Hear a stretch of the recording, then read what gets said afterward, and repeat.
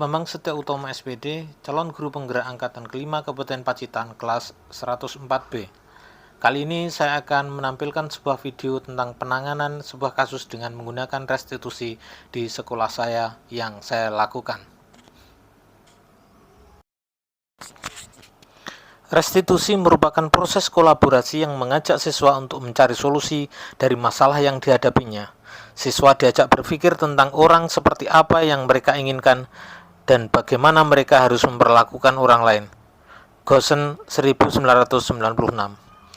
Jika siswa melakukan pelanggaran atau kesalahan, tindakan apa yang dilakukan guru?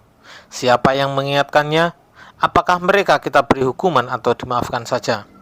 Melalui restitusi, kita dapat membantu siswa menjadi lebih memiliki tujuan, disiplin positif, serta memperbaiki dirinya setelah melakukan pelanggaran.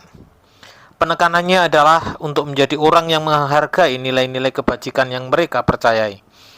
Restitusi membantu siswa untuk jujur pada diri sendiri dan mengevaluasi dampak dari kesalahan yang dilakukannya. Penerapan restitusi pada permasalahan semacam itu dengan mengembalikan siswa pada komitmen dan kesepakatan kelas, yaitu siswa bersedia mentaati peraturan tata tertib sekolah dan tata tertib kelas yang meminta seluruh siswa menjaga ketertiban kelas. Pada kasus pertama, suatu hari ditemukan seorang siswa menggunakan gawai pada waktu pelajaran sekolah. Bu Ani sebagai seorang guru yang menemukan siswa tersebut kemudian menyerahkan siswa tersebut kepada saya selaku pembina OSIS atau kesiswaan untuk memberikan pengarahan terhadap siswa tersebut. Oke,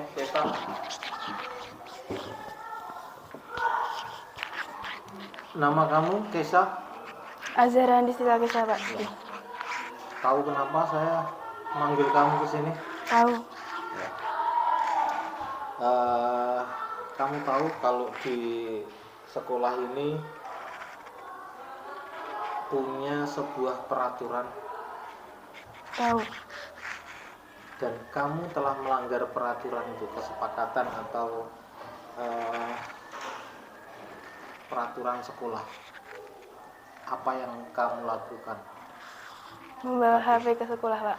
Aturannya adalah Tidak boleh membawa HP ke sekolah. sekarang saya mau tahu apakah kamu meyakini terhadap keyakinan sekolah itu, peraturan sekolah itu? Tidak. Maksudnya apakah kamu tahu tentang peraturan sekolah itu, keyakinan sekolah itu? Tahu. Tapi kemudian kamu melanggarnya. Ya. Jika kamu tahu tentang pelanggaran yang sudah kamu lakukan terhadap keyakinan sekolah itu, apakah kamu bersedia untuk kemudian kamu memperbaikinya? Bersedia, Pak. Oke. Kalau kamu bersedia memperbaiki, berarti kamu saat ini dalam keadaan yang salah, kan? Oke. Terus saya tidak menyalahkan kamu karena setiap orang pasti punya kesalahan, dan kamu ketika membawa HP ke sekolah juga punya alasan tertentu untuk membawa HP itu karena apa? Tapi karena aturan di sekolah, keyakinan di sekolah itu tidak boleh membawa HP ke sekolah, maka kamu sudah melanggar keyakinan itu. Dan apakah kamu punya rencana untuk memperbaiki diri kamu? Ada. Apa rencananya ke depannya? Tidak mengulangi kesalahan yang sama. Oke, terima kasih. Berarti kamu berjanji untuk tidak mengulangi kesalahan yang sama lagi. Sekali lagi, di sini Pak Bambang tidak menghukum kamu. Pak Bambang hanya minta kepada diri kamu menjadi manajer bagi diri kamu sendiri, memanage diri kamu sendiri agar kamu bisa mentaati keyakinan-keyakinan sekolah yang sudah kita buat bersama. Bahwasanya di sekolah tidak boleh membawa HP. Oke, saya kira itu cukup kali ini. Semoga kedepannya kamu bisa menjadi siswa yang lebih baik lagi, bisa mentaati semua peraturan, semua keyakinan sekolah. Oke, terima kasih. bisa kembali ke kelas. Terima kasih, Pak. Ya, sama-sama. Menurut saya, penanganan yang dilakukan Pak Bambang sudah baik. Saya bisa menyadari kesalahan saya sendiri dan diarahkan untuk menjadi manajer diri sendiri. Pada kasus kedua, ada 4 siswa kedapatan membolos pada waktu pergantian jam pelajaran. Pak Andi sebagai guru kemudian menyerahkan keempat siswa tersebut kepada saya untuk kemudian diberikan penanganan tentang kedisiplinan. Tahu kalian saya panggil ke sini? Tahu. Oke. Tahu aturan sekolah? Tahu. Bagaimana kalau kemudian jam pelajaran harus ada di mana? Di sekolah, di kelas. Di kelas. Kalau di kelas belum ada gurunya berarti harus Cek kantor guru. cek ke kantor, nyari di kantor guru.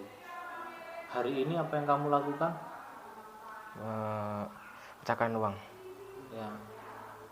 Berarti kalian keluar dari sekolah toh? Nggih. Ya. Ya. Tahu kalau itu salah? Tahu. Tahu. Kira-kira kalian mau mengulangi lagi enggak? Tidak. Tidak. Nah, gini. Jadi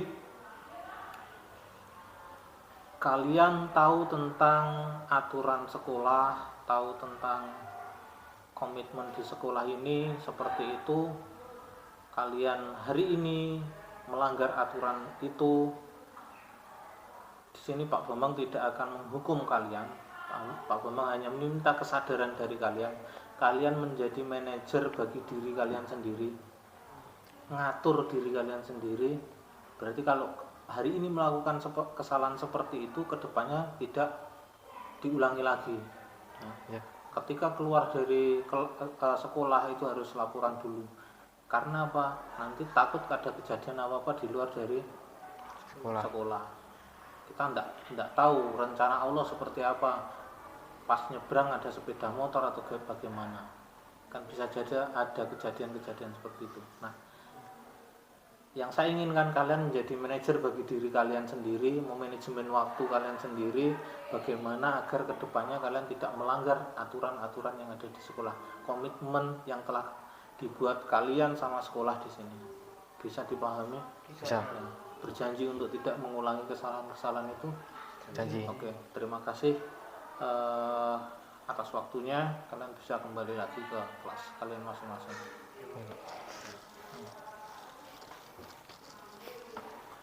Oke, silahkan kembali ke kelas. Menurut saya penanganan yang dilakukan Pak Bambang sudah baik.